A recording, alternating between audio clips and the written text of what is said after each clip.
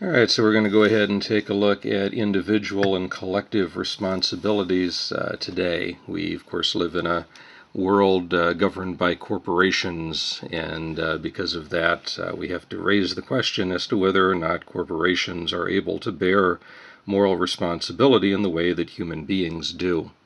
And so I thought we'd start by looking at a basic definition of a corporation.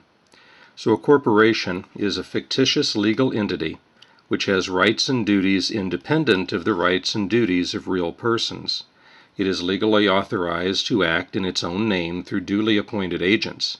It is owned by shareholders and created under state law. So essentially, as the definition tells us, a corporation is a fictitious entity. It is a legal entity. It was brought into existence for a very specific purpose, and that was to limit the responsibility of individuals within that corporation. We know that from a legal standpoint that a corporation is able to sue within the court of law. We know that it can be sued within the court of law. But our question here is not a moral question, is not a legal question, it's a moral question. Are corporations able to bear moral responsibility? Well, the articles that we're going to look at here, we have John Danley, Corporate Moral Agency, The Case for Anthropological Bigotry at page 269. And we also have Peter French, What is Hamlet to McDonnell Douglas, or McDonnell Douglas to Hamlet, the DC-10, on page 274. Danley is going to argue that corporations cannot bear moral responsibility, that only human beings have that ability. But French is going to say that corporations, in fact, must bear moral responsibility. Now, just giving you fair warning at this, I very strongly side with John Danley on this particular issue. Peter French is about as wrong and far off the mark as you're going to get on this particular issue, but we have to look at both sides of it anyway so that you can get the general gist of it. We need to remember that what it is that is necessary for moral responsibility. Why do we assign it? What's the purpose of it? Well, there's two major reasons for moral responsibility. One is praise, the other is blame. If someone does very good, we praise that person and we make much of them, and as a result they say, hey, I like that reaction, I want to do more of this. And if someone does morally wrong, we place blame upon that person, and they don't like that, so they think, well, I don't want to do this anymore. And that's really the purpose behind it.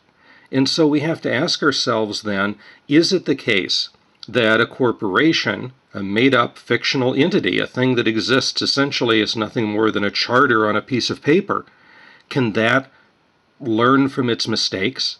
Can that piece of paper understand right from wrong? Can it feel the shame of blame or the praise of reward? No. It's the human beings inside of that corporation that do so. And if you think about it, going all the way back to Aristotle said that what made human beings different from every other entity, the reason why we and we alone are moral agents, is because we have that rational thinking capacity to be able to understand right from wrong, to be able to learn from our mistakes, to be able to grow and to develop in a way that that piece of paper, that corporation, that conceptual idea can't. Before we get into the text, I wanted to share with you one of the major concerns I have with Peter French, and that is that his article here commits two very major logical fallacies. The first one is a fallacy that we call begging the question. Begging the question is to assume as true the thing that you're supposed to be trying to prove. Okay, logically, you're supposed to present your evidence in such a way that the reader will draw a conclusion. But French doesn't do this. He begs the question. The major question here is whether or not a corporation can bear moral responsibility. Yet in his argument, he never once says anything about how it's possible for a corporation to bear responsibility. Instead, he simply begins by assuming that that central tenet is true, and then going on from there. And that, of course, is a fallacy. He hasn't proved his point. He hasn't proved it's even possible. The other concern, or the other fallacy that he commits, is called a category mistake. A category mistake is to speak of something existing on one level as if it were on another level. In other words, to confuse the physical with the conceptual. The best example of this I know came from Gilbert Ryle, who was teaching at Oxford at the time, and he had a foreign exchange student who came to visit him. And this foreign exchange student says, "Will you show me around the university?" And Ryle says, "Okay, I'll do that." And so, let me put my little graphic up here for you. So he takes him around and he shows him the university, right? So here's Christ Church, here's Queens College, here's the dormitories, the administrative buildings, the library. Takes him around to all these different sites on campus. But when they get back to Ryle's office, the exchange student says, "Okay, well, I've seen Queens College and Christ Church and the administration and all these other places, but where's the university?" He's expecting the university to be something separate and apart from those individual physical things. What he's doing is committing a category mistake. He doesn't realize that the physical entities are the reality. The buildings, the individual buildings themselves, the equipment and books inside those buildings, the people within those buildings, they exist on a physical level. But this thing we call the university exists only on a conceptual level. Okay? It is a concept, it's an idea where people united or grouped these things together. And the same would apply in terms of the corporation. You know, you might have your administrative offices, you might have these various plants that exist, but there's no separate entity that is called the corporation. The corporation exists only as an idea in the mind, only as a charter on a piece of paper. It does not have physical existence. And so it is the shared idea of all of these individual bits and pieces here. Okay? So that's the huge mistake that French seems to be making, is that he's trying to put the corporation, like Ryle's foreign exchange student wants to put the university, on the physical level as if it's a real thing, as opposed to the genuine physical objects that exist there. So those are the fallacies that Peter French finds himself committing here, begging the question and the category mistake.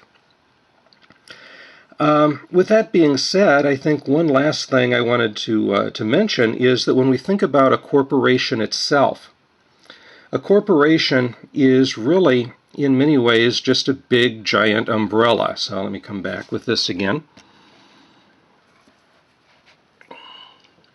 And so that corporation is made up of not only the buildings and the places, but also the different players.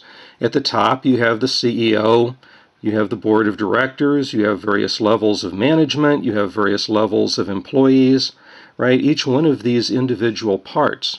But the corporation itself is an umbrella that all of those hide under. But here's the thing. When you have an umbrella and you're out in the rain and you find yourself, walking through here, yes, you put that umbrella up, and yes, the top is going to stay dry. Your head is going to stay dry. Your shoulders are going to stay dry. But that rain is still going to come in down here. It's still going to hit your leg. It's still going to hit your shoe. You're going to get wet down at the bottom. Well, by analogy, here's the problem with the corporation as a protective unit. It protects these people up here at the top. And down here at the bottom, they're the ones who are going to take the hit. When something happens within a corporation and we place the blame upon the corporation, rather than trying to find the individuals responsible for that act, then what we're effectively doing is saying, these people here, the CEO, the board of directors, the upper management, they're the ones who are making the decisions. They're the ones who should be bearing the moral responsibility. But yet something goes wrong in that company, they start losing profitability, start losing money. What are they going to do? The CEO is not going to take a pay cut. Upper management is not going to take responsibility. They're going to decide to shut down third shift somewhere. They're going to decide to close down a plant somewhere. And that means that the wrong people are the ones who are facing the punishment. Why? Because we put the blame on the corporation, rather than taking the time to put the blame onto the individual where it belongs. All right, so that being said, let's take a look in the book at the moment. And we find Danley's article here starting on 269, and he is arguing or complaining against the article from Peter French. Essentially, Danley is going to argue that what a lot of things come down to is the idea of intention.